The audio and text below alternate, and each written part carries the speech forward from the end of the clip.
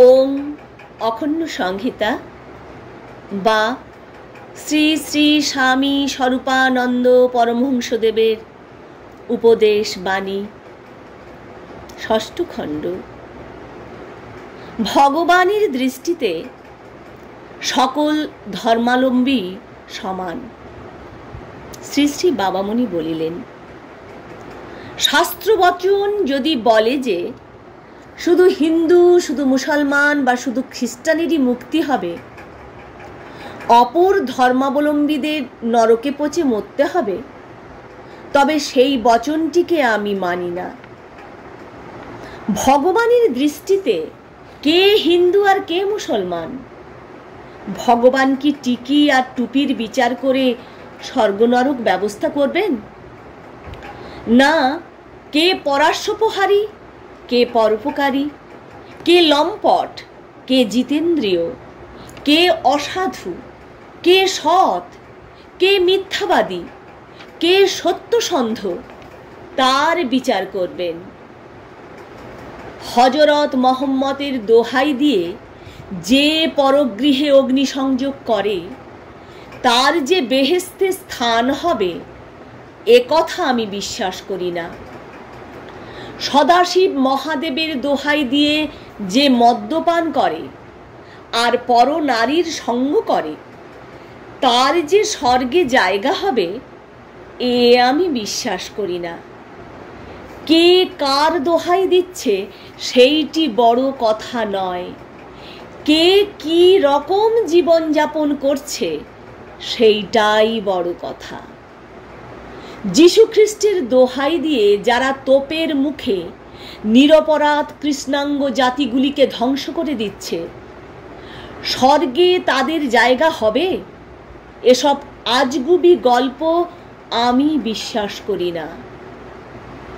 ভগবান বুদ্ধের দোহাই দিয়ে জাপান যদি আজ চীন আক্রমণ করে এবং নিষ্ঠুর অত্যাচারে নারী ও পুরুষের জীবন অতিষ্ঠ করে তোলে, তবে তারা স্বর্গ পাবে? এসব উপন্যাস অতি অশ্রদ্ধেয়। ভগবানের দৃষ্টিতে সব ধর্মাবলম্বী সমান, কারণ সব ধর্মেরই উৎপত্তি ভগবানকে আশ্রয় করে হয়েছে। ভগবানের নাম করে কেউ কোনো কুকাজ করলে তিনি তা ক্ষমা করবেন না। মৌলভী আর মোল্লা, পণ্ডিত আর পুরোহিত, এদের প্রত্যেকের কর্তব্য এই কথাটা নিজ নিজ শিষ্য আর যজমানদের বুঝিয়ে দেওয়া। হিন্দু হও বা মুসলমান হও, এই উপদেশ না দিয়ে উপদেশ দিতে হবে মানুষ হও। মানুষ যে হবে সে হিন্দু হলেও খুব ভালো হিন্দু হবে, মুসলমান হলেও খুব ভালো মুসলমান হবে। সুতরাং আগে মানুষ হবার জন্যেই প্রত্যেককে প্রেরণা দিতে হবে।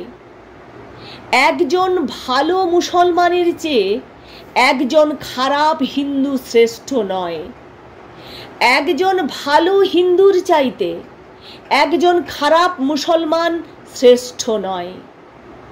কিন্তু মনুষ্যত্ব যার আছে, সে হিন্দু হোক, মুসলমান হোক, খ্রিস্টান হোক বা যাই হোক, সেই শ্রেষ্ঠ। এই বোধই সকলের ভিতরে জাগিয়ে দেওয়া কর্তব্য। মানুষ যে হবে সে পরনারী ধর্ষণ করবে না, পরের মেয়েকে ফুসলিয়ে ঘরের বের করতে চেষ্টা পাবে না, স্ত্রীলোক মাত্রকেই নিজের মা ছাড়া আর অন্য দৃষ্টিতে দেখবে না। মানুষ যে হবে সে পরের মনে আঘাত দেবে না, পরাশ্বপহরণ করবে না, পরগৃহে অগ্নি প্রদান করবে না, পরের মাথায় লাঠি ভাঙতে চেষ্টা করবে না।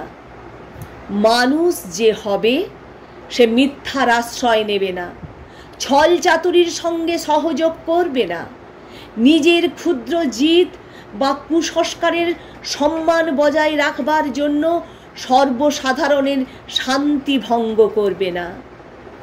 মানুষ যে হবে সে নিজের সুখের সঙ্গে সঙ্গে অপরের সুখের বিষয় ভাববে, নিজের স্বার্থ রক্ষার সময়ে অপরের স্বার্থ বিবেচনা করবে, নিজের মঙ্গলামঙ্গলের চিন্তার সঙ্গে বিশ্বজগতের মঙ্গলামঙ্গলের কথাও ভাববে। কোন ধর্ম বড় আর কোন ধর্ম ছোট, এই বিতর্ক নিয়ে লড়াই হতে আমরা কেন দিচ্ছি? ধর্মের শ্রেষ্ঠতার পরিচয় হবে কি তলোয়ারের ধার দিয়ে, কামানের গোলার উষ্ণতা দিয়ে, না লাঠির ওজন দিয়ে? কোন ধর্ম কেমন মানুষ সৃষ্টি করছে তাই দিয়েই হবে ধর্মের শ্রেষ্ঠতার আর নিকৃষ্টতার বিচার। বীজের শ্রেষ্ঠত্বের প্রমাণ হবে তার ফলকে দিয়ে, ধর্মের শ্রেষ্ঠত্বের প্রমাণ হবে সেই ধর্মাবলম্বী ব্যক্তিদের শ্রেষ্ঠতা দিয়ে। এই বোধ প্রত্যেকের ভিতরে জাগিয়ে দেওয়া আবশ্যক, তবেই এদের প্রতি আপনাদের প্রকৃত কর্তব্য করা হবে।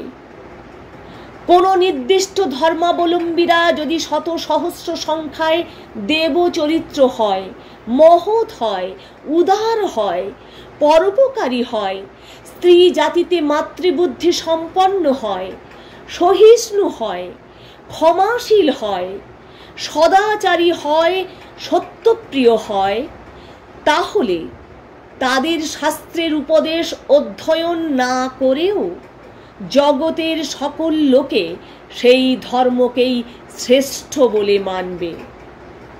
আর যদি সেই ধর্মাবলম্বীরা দলে দলে পরগৃহে অগ্নিসংযোগ করে, লুণ্ঠন বৃত্তি হয়, পরের মেয়েকে চুরি করতে উল্লসিত হয়, অসহিষ্ণু, অত্যাচারী ও অসত্যাশ্রয়ী হয়, আর সেই সমাজের শ্রেষ্ঠ ব্যক্তিরা এই সব কাণ্ড দেখেও যদি প্রতিবাদ না করেন বা প্রশ্রয় দেন, তাহলে তাদের ধর্মশাস্ত্রে যত ভালো ভালো উপদেশই থাকুক না কেন, তাদের স্মৃতিগ্রন্থে যত মঙ্গলময় উপদেশই প্রদান করা হয়ে থাকুক না কেন, জগতের লোক তাদের ধর্মকে শ্রেষ্ঠ বলে জ্ঞান করবে না।